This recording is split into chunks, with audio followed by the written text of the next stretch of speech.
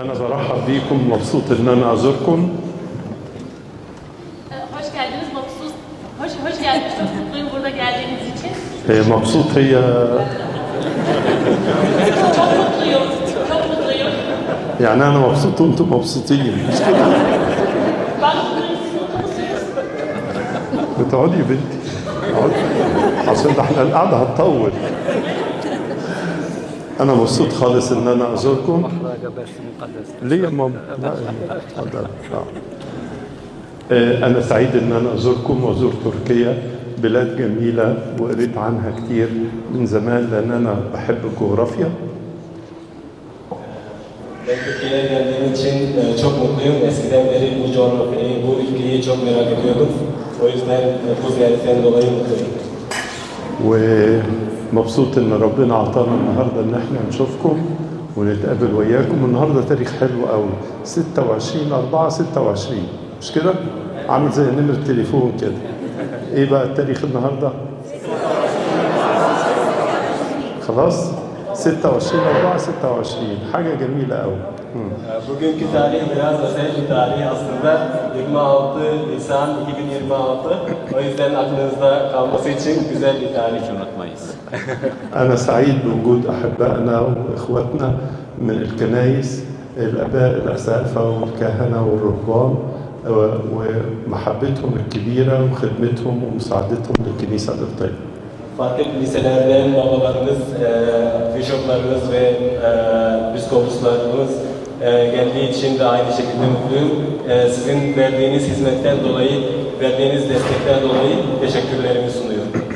سعيد بوجود السيد السفير دكتور وائل بدوي والأستاذ إيهاب يعقوب وكل طاقم السفارة وأعضاء السفارة الموجودين معنا، وسيادة القنصل حاتم الألفي، وإن كان مش ويانا النهاردة لكن يعني هنقابله بعد شوية. Mısır Büyükelçilik'ten sayın konuklarımız için de aynı şekilde mutluyum. Onların burada olması bizim için mutlu vericidir. أنا مبسوط خالص إن أنا أشوفكم في أيام القيامة الجميلة دهية. وإحنا امبارح، أنا جيت امبارح وطبعا ويانا الوفد القبطي عشان تبقوا عارفينه عن إذنك كده. نيافة أنبا توماس المطران، مطران القصية. في حد من القصية هنا؟ ارفع إيدك وحيي بقى المطران.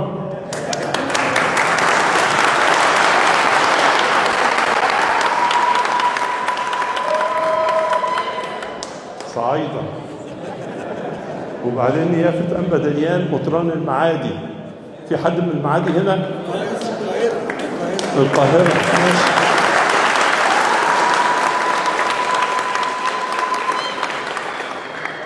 سألت علمانيا كله هيقول. وبعدين نيافة أنبا أنجيلوس، واقف سيد نيافة أنبا أنجيلوس من لندن، محدش من لندن هنا.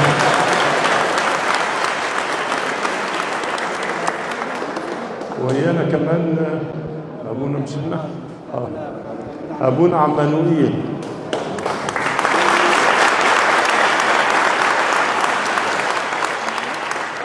من أسيوط برضه، من أسيوط يعني.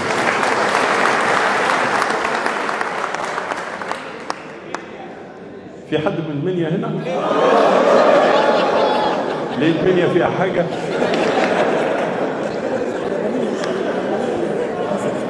بتوع المنيا منورين.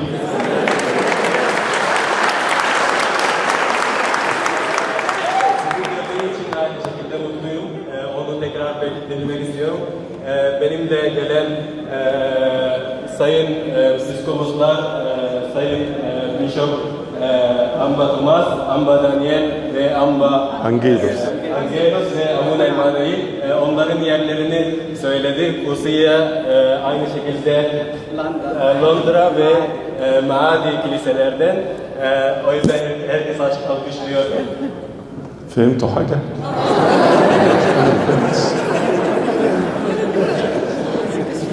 طبعا احنا بنحتفل بعيد القيامة. عيد القيامة نحتفل بيه بأربع مستويات.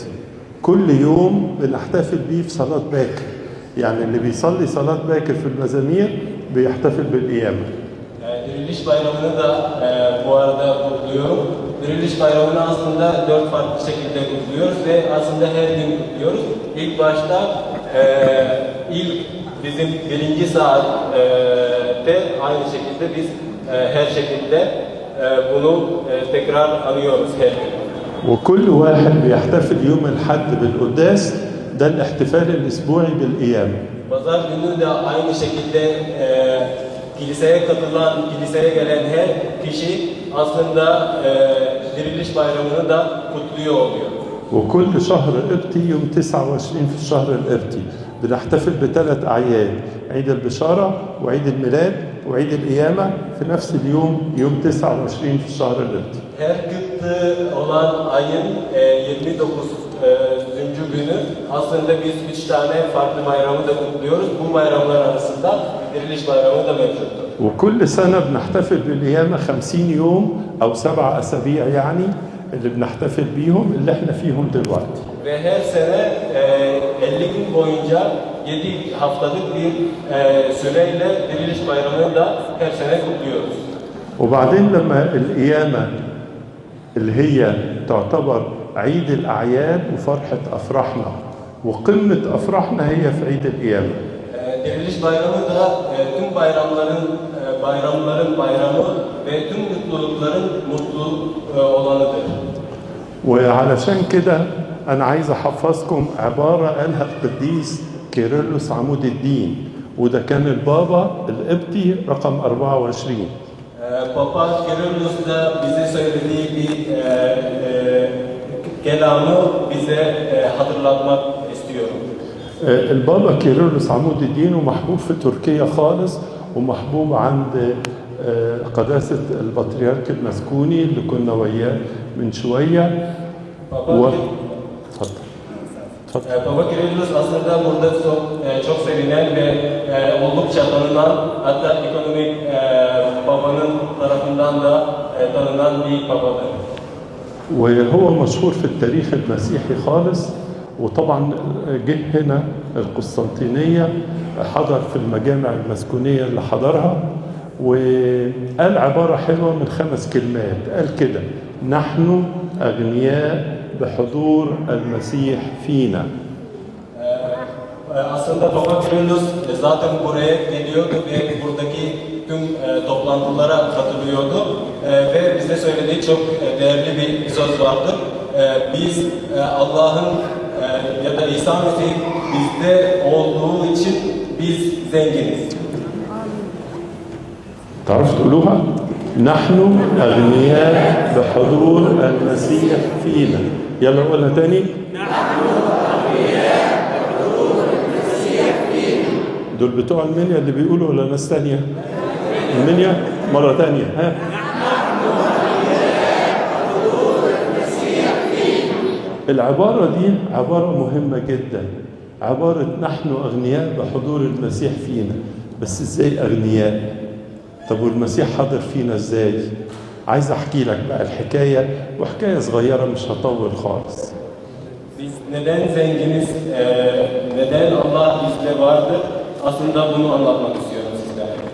أول حاجة إحنا أغنياء بحضور المسيح فينا عشان الكلمة المقدسة اللي هو الكتاب المقدس في إيدينا كلنا. Aslında biz ilk başta neden zenginiz? Çünkü Allah'ın kutsal kelamıyla, kutsal sözleri her gün bizim elimizdedir. يعني إيه الكلام ده؟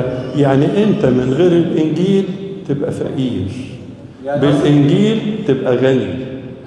İncilsiz olan her kişi aslında fakir bir kişidir ama İncil'le olan herkes zengindir.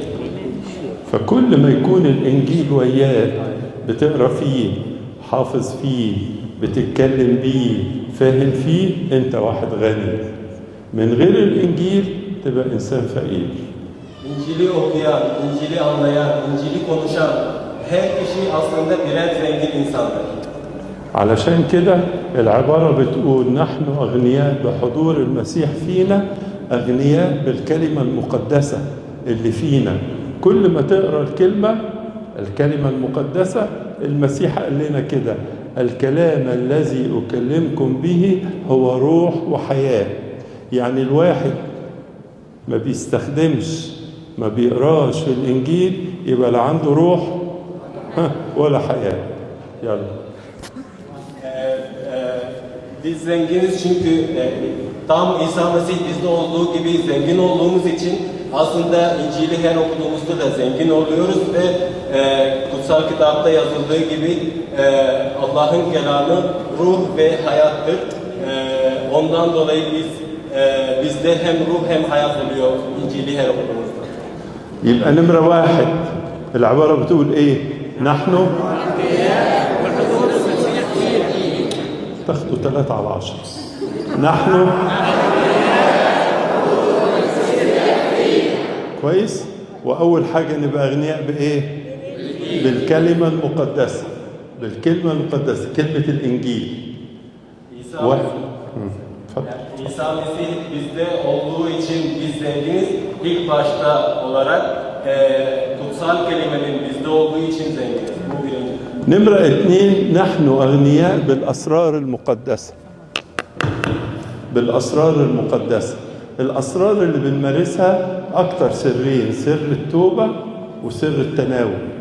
ونشكر ربنا عطيكم مكان حلو، ونشكر طبعا أصحاب المكان في الكنيسة الأرمنية، وأعطيكم أباء حلوين، أبونا ماركوس وأبونا مارك، وبيخدموكم وإياكم شمامسة حلوين، خدام وخادمات. المهم الأسرار المقدسة.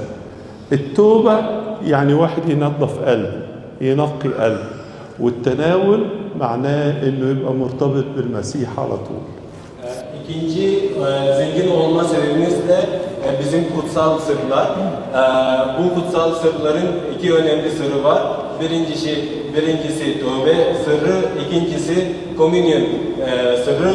Bu sırları da biz kiliseye her geldiğimizde bu sırlardan yararlanıyoruz ve uyguluyoruz ve Ermeni Kilisenin bize verdiği bu yanaktan dolayı aslında biz şanslıyız. يعني الحكاية دهيت الآية اللي انتوا حافظينها، طوبى الأنقياء القلب لأنهم يعني يعانون يشوفوا. يبقى الواحد من غير نقاوة قلبه مش هيشوف ربنا. طوبى لأنقياء القلب لأنهم يعاينون الله. Ne mutlu saf kalplılara diyor İsa Mesih. Çünkü onlar İsa'yı görüyor. Bunu Matta'da aslında söylüyor. Biz Allah'ı gördüğümüz için ne mutlu bize. دي الآية اللي تخص سر التوبة. الواحد يتوب. واحنا بنشتغل هنا في بلد غير بلدنا، أولا لازم نكون أمناء، لازم نكون صحيين، لازم نكون منتبهين، ولازم نكون شطار في العمل اللي بنعمله. يعني صحيح انت بعيد عن بلدك، لكن لازم تكون امين وصاحي واخد بالك، لانك بتشيل اسم مصر. مش كده برضو؟ مش كلنا مصريين؟ بتوع المنيا مصريين؟ كويس؟ وفي نفس الوقت انت بتشتغل هنا لازم تكون شاطر في şغلك وامين. وفي الاخر هحكي لكم حكايه عن موضوع الامانه ده. Biz farklı bir ülkede aslında çalışıyoruz. O yüzden çalışırken de hem zeki olmamız gerekiyor, hem insaflı ve emanetli biri olmamız gerekiyor. Aynı şekilde daha verimli bir şekilde çalışıyor olmamız lazım. يبقى الآية بتقول كن طوبى لأنقياء القلب لأنهم، ده عشان سر الاعتراف والتوبة. السر الثاني اللي هو سر التناول، الآية بتقول من يأكل جسدي ويشرب دمي يثبت فيا وأنا فيه. Tövbe sırrı için aslında az önce söylediğiniz ayet, saf kalpli olanlara ne mutlu çünkü onlar İsa Mesih'i görebiliyor. İkinci komünyon sırrı için İsa Mesih diyor ki benim cesedimi ve yiyen ve benim kanımı içen sonsuza dek yaşayacak. يعني احنا اغنياء بالاسرار المقدسه، واهم سرين اللي هم دول سر التوبه والاعتراف وسر الافخارستيا او التناول. Yani bu kutsal sırlarla aslında biz zenginiz ve az önce bahsettiğim gibi bu sırların en önemlisi tövbe sırrı ve komünyon sırrı. يبقى احنا دلوقتي عباره القديس كيرلس بتقول ايه؟ نحن اغنياء بحضور المسيح فينا. نمره واحد الكتاب المقدس. أغنياء الكتاب المقدس. أغنياء الكتاب المقدس. واضح انكم شطار قوي مش كده؟ اغنياء بالكلمه المقدسه الكتاب المقدس. نمره 2 اغنياء بالاسرار المقدسه. نمره 3 بقى اغنياء بعمل الله معانا. ربنا بيشتغل باعمال كتيره حلوه ويانا، ودايما كل واحد فينا يفكر في الحاجات الحلوه اللي في حياته. يعني انا لو سالتك دلوقتي حياتك فيها حاجات حلوه، اوعى تقول لي لا، ده ضروري المسيح عامل لك حاجات حلوه قوي. يعني من ضمن الحاجات انك sefert وجيت بالسلامه هنا، ان ربنا فتح قدامك شغل. Aslında ilk dediğimiz şey biz kutsal kelimeden dolayı zenginiz. İkincisi kutsal sırlarla zenginiz. Üçüncüsü Allah'ın bizde ya da bizlerle çalıştığı için biz zenginiz. Aslında herkesin, her bireyin hayatında Allah dokundu ve Allah bize nimetler verdi. فأعمال الله اللي بيعملها ويانا أعمال كتير قوي، وإحنا في صلاة الشكر بنصلي وبنقول له يا رب نشكرك على 7 حاجات. نشكرك لأنك، قولوا ويا بعض بقى،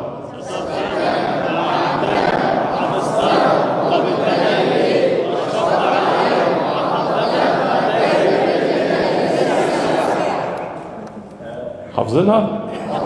تعرف ترجمها ولا؟ Biz aslında Allah'a şükran ettiğimizde bizim şükür duamız var. Bu şükür duasında 7 tane şey için şükür ediyoruz. İlk başta bizi örttüğü için, bize destek verdiği için, bizi koruduğu için, bizi desteklediği için ve bizi kabul ettiği için ve bize şefkat gösterdiği için. يعني ربنا بيعمل ويا كل واحد فينا أعمال حلوة كتير. مرة واحد من الناس كان ماشي حافي، فبيقول يا رب أنت مش عاطيني حذاء ألبسه. وفي يوم من الأيام شاف واحد بعيد عنكم من غير رجلين، فوقف يشكر ربنا. أقولها تاني، يعني هو كان بيتذمر على الله عشان ما عندوش حذاء. Biz bazen Allah'a şikayetleniyoruz, Allah'a bazı şikayetlerde bulunuyoruz.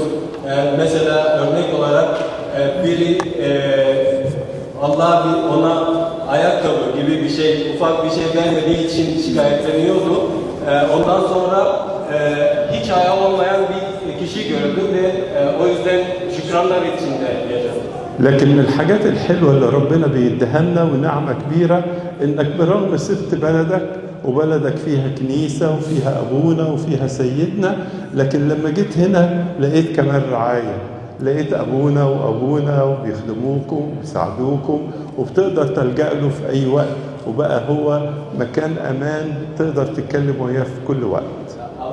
Allah'ın bize verdiği en büyük nimetlerden biri de biz ülkelerimizi bırakıp oradaki kiliselerimizi ve babalarımızı bıraktık. Ama ona rağmen buraya geldiğimizde bulduk ki burada da aynı şekilde kilisemiz, babalarımız, papazlarımız da aynı şekilde mevcut. Bu da en büyük nimetlerden bir tanesi. يعني الكنيسة ورعايتها والأبوة اللي فيها بنقول له أبونا، يبقى ده أبونا كلنا بتاعنا. علشان كده ده عمل من أعمال ربنا الحلوة. Ve aslında bizim babaya Arapçada abuna diyoruz, yani bizim babamız diyoruz çünkü bu baba hep bize bakıyor ve aslında bizden sorumlu olduğu için biz onu bu şekilde çağırıyoruz ve o yüzden biz şanslıyız. عبارة القديس كيرلس عمود الدين: نحن أغنياء بحضور المسيح فينا. فاضل نمرة 4. قلت لك الكلمة المقدسة والأسرار المقدسة وأعمال المحبة والرعاية اللي ربنا بيقدمها لنا. تفتكروا نمرة 4 تبقى إيه؟ ها؟ نمرة 4 عندنا في مصر. ها؟ حاجة موجودة في مصر مش موجودة في أي حتة في العالم. ها؟ حاجة حصلت في مصر في القرن الأول الميلادي. ها؟ مش الجماعة مصريين برضو؟